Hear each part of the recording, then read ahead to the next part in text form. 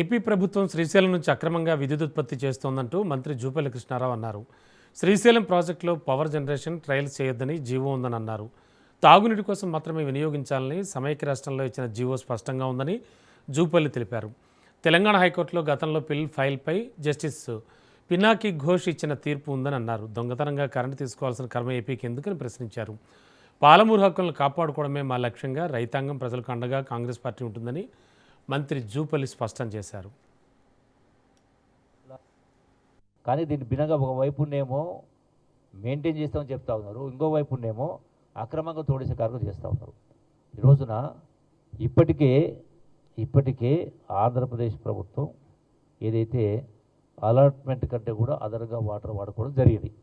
ఇప్పుడు ఈ సిచ్యువేషన్లో తాగడానికి కూడా ఎంటైర్ మైమనర్ డిస్టిక్ కాదు, ఇంక్లూడ్ నల్గొండ డిస్టిక్ కూడా ఇక్కడి నుంచి డ్రింకింగ్ వాటర్.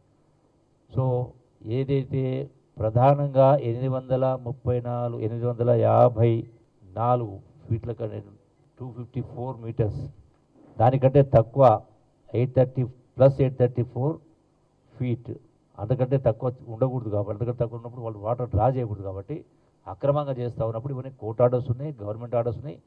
సో ఎప్పుడైతే ధర్నా చేస్తాము అన్న తర్వాత నిన్న టీవీలో వచ్చిందో అప్పటిదాకా వినకుండా అక్రమంగా చేస్తూ ఉంటే, సో తదనంతరం ఏపీ ప్రభుత్వం ఈ పాలమూరు జిల్లా రైతాంగం ముఖ్యంగా నాగర్ కర్నూలు, అచ్చంపేట, కొల్లాపూర్, కల్వకుర్తి, వనపర్తి రైతాంగం మొత్తం కూడా సమాయత్తమై ఈ మొత్తం కూడా నీళ్లు తోడేస్తే మొత్తం అందరూ ఇబ్బంది పడుతున్న కింద చేసిన తర్వాత, ఇప్పుడు అంటే ఆ టీవీలో ఆ వార్తలు వచ్చి చూసిన తర్వాత అప్పుడు ఆ యొక్క పంపింగ్ అనేది పవర్ జనరేషన్ అనేది ఆపడం జరిగింది.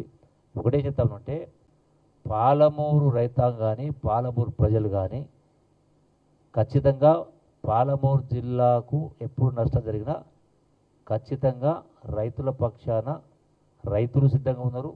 రైతుల పక్షాన పోవడానికి కాంగ్రెస్ పార్టీ సిద్ధంగా ఉంది. అంటే మా ప్రజాప్రతినిధులందరూ కూడా కలిసికట్టుగా ఉండి ఇటువంటి అక్రమంగా తరలించే ప్రయత్నం చేసినా ఖచ్చితంగా మేము ఊరుకునే పరిస్థితి ఉండదని చెప్పని మరొకసారి ఆంధ్రప్రదేశ్ ప్రభుత్వానికి కూడా హెచ్చరిస్తూ